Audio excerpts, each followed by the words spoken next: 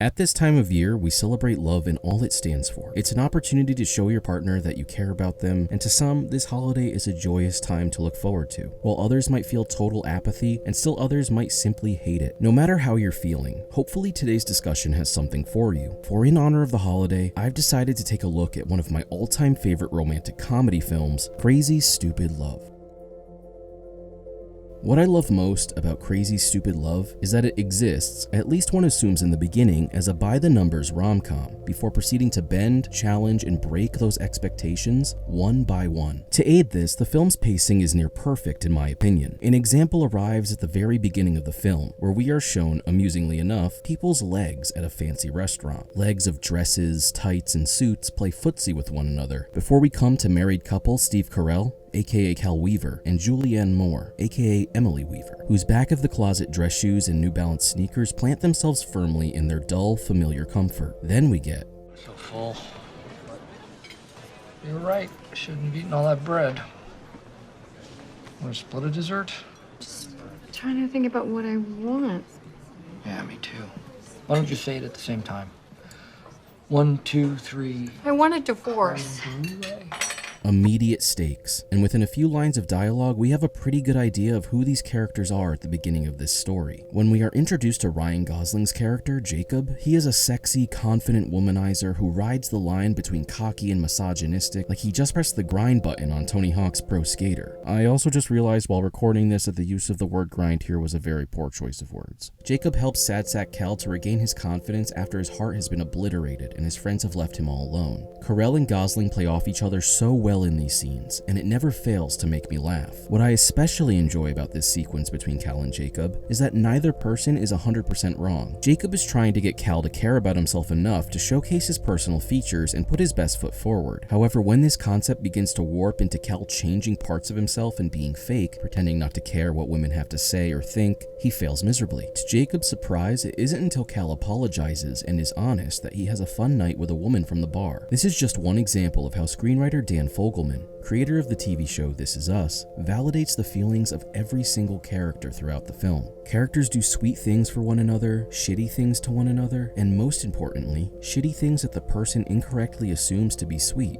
Intention doesn't matter here, because the hurt caused is still real. This is how the film stays grounded in reality, unlike so many other rom-coms. Being confident and sexy, and listening to what the other person is feeling, aren't mutually exclusive in real life, despite what most of Hollywood would have you believe. Yet the film is never preachy, and it stays fun by approaching these problematic scenarios with comedy. A great example of this is when Cal's son Robbie is told over and over again that he needs to stop hitting on his babysitter Jessica, and respect the boundaries of women. Robbie follows what culture tells him to do. He pursues and pursues and pursues, and continues to fail every single time, while making Jessica take the brunt of his approaches. Once he learns this all-important lesson, however, he falls into the all-too-common and toxic ideology that because Jessica didn't love him back, love as a whole is ridiculous, pointless, and makes you an asshole for ever thinking that it might exist. This is charming because it is told through the eyes of a 13-year-old boy, but unfortunately in reality, many adults, especially men, who feel alone, fall into this trap, and thankfully the film challenges this entire idea by directly telling the viewer that pursue the hard to get is bad, but don't stop believing in love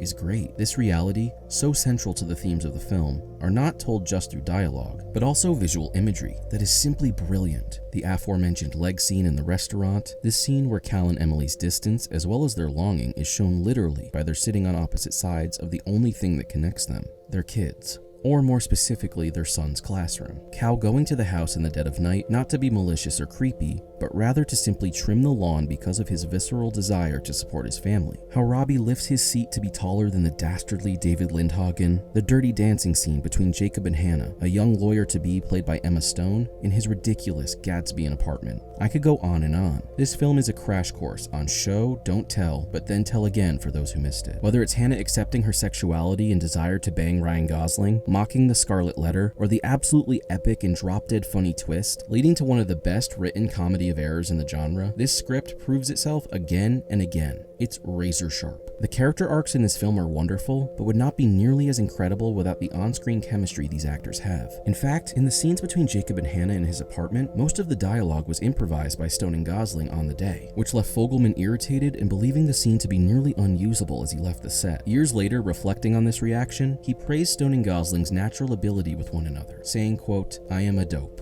After Gangster Squad and La La Land, we are used to seeing these two make magic on screen, but this film was the first to create that opportunity, and it just works. Similarly, Carell and Moore are completely believable and empathetic characters. Just like in real life, there doesn't need to be a good person and a bad person, but rather, we are often simply left with multiple very sad people. And the film's ending reflects this. I love that it leaves us feeling optimistic, but doesn't wrap everything up in a neat bow like the cliches of the genre usually demand. I again reiterate that what makes this rom-com so unique is its realness. And just like real life, there are questions left unanswered, with nothing to guide us forward but hope and good intentions. Whether it's...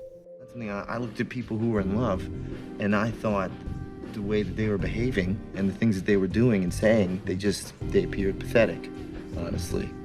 And I spent all this time with you, and I'm trying to make you more like me, and it turns out I just want to be...